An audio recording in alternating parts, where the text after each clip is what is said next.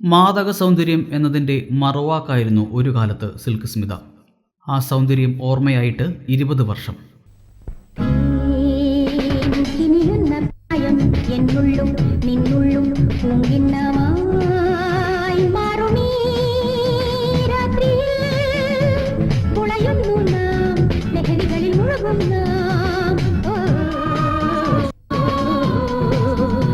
ആന്ധ്രാപ്രദേശിലെ ഏലൂരിനടുത്ത തേവാലി എന്ന ഗ്രാമത്തിലെ ഒരു ദരിദ്ര കുടുംബത്തിലായിരുന്നു സ്മിതയുടെ ജനനം.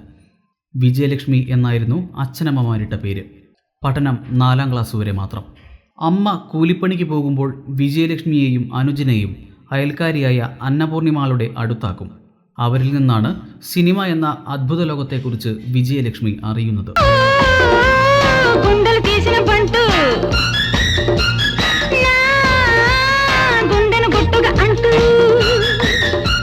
1977 മദ്രാസിലെത്തിയ അവർ അപർണ എന്ന നടിയുടെ വീട്ടുജോലിക്കാരിയും ടച്ചപ്പ് ഗേളുമായി മാറി.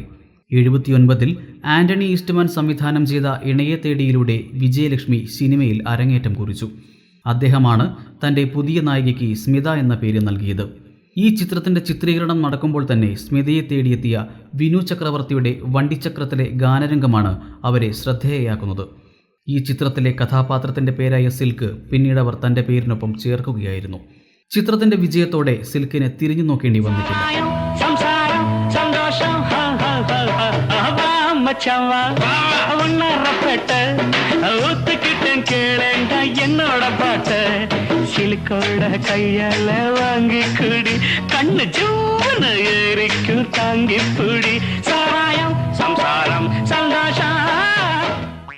അടുത്ത 3 വർഷത്തിനുള്ളിൽ 200ഓളം ചിത്രങ്ങളിൽ അവർ വേഷമിട്ടു. സ്മിതയുടെ നൃത്തരംഗങ്ങൾക്ക് സൂപ്പർ നായികമാരെക്കാൾ കൂടുതൽ പ്രതിഫലം ലഭിച്ചിരുന്നു. ശാസ്ത്രീയമായ നൃത്തം അഭ്യസിച്ചിരുന്നില്ലെങ്കിലും സിൽക്കിൻ്റെ സാന്നിധ്യം സിനിമകളുടെ അവിഭാജ്യ ഘടകമായി മാറി. പോസ്റ്ററിൽ സിൽക്കിൻ്റെ പേരോ ചിത്രമോ ഉണ്ടെങ്കിൽ തിയേറ്ററിൽ ആളുകൾ ഇടിച്ചു കയറുന്ന അവസ്ഥ.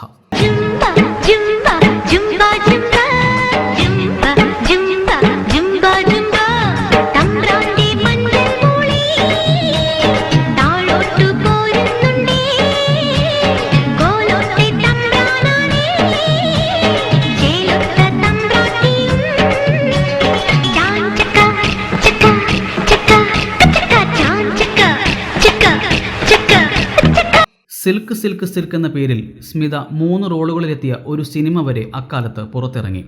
ശിവാജി ഗണേശൻ, കമൽഹാസൻ, ചിരഞ്ജീവി, മോഹൻലാൽ, മമ്മൂട്ടി തുടങ്ങിയവർക്കൊപ്പമെല്ലാം സ്മിത വെള്ളിത്തിരയിൽ നിറഞ്ഞാടി.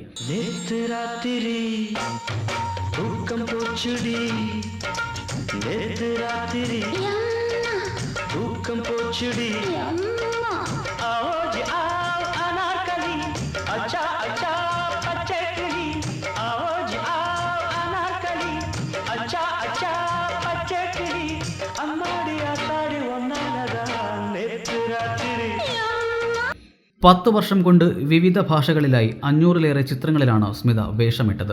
പുതിയ ഗ്ലാമർ നായികമാരുടെ വരവോടെ സ്മിത പതിയെ പിന്തള്ളപ്പെട്ടു തുടങ്ങി. തുടർന്ന് അഭിനയത്തിൽ നിന്ന് മാറി നിർമ്മാണത്തിൽ ശ്രദ്ധ കേന്ദ്രീകരിക്കാൻ നോക്കിയെങ്കിലും പരാജയപ്പെട്ടു. കടുത്ത മാനസിക സമ്മർദ്ദത്തിനടിമയായ സ്മിത രക്ഷാമാർഗമായി തിരഞ്ഞെടുത്തത് മദ്യപാനമായിരുന്നു. 1996 സെപ്റ്റംബർ 23 തൻ്റെ 35ാം വയസ്സിൽ ചെന്നൈ സാലിഗ്രാമിലുള്ള ഫ്ലാറ്റിൽ അവർ സ്വയം ജീവനൊടുക്കി.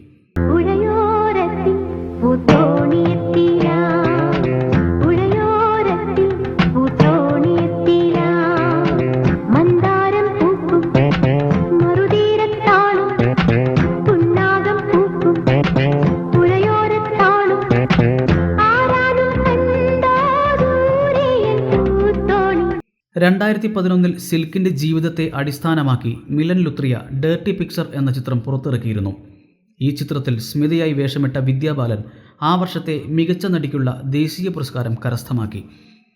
ഒരു ഗ്ലാമർ നടിയായി ഒതുക്കി നിർത്തപ്പെട്ട സ്മിത അന്ന് നടത്തിയ ശരീരപ്രദർശനത്തേക്കാൾ എത്രയോ ഇരട്ടിയാണ് ഇന്നത്തെ മുൻനിര നായക നടിമാർ ചെയ്യുന്നതെന്ന കാര്യം സ്മിതയുടെ 20ാം ചരമവാർഷികത്തിലും വിസ്മരിക്കാനാവുന്നതല്ല.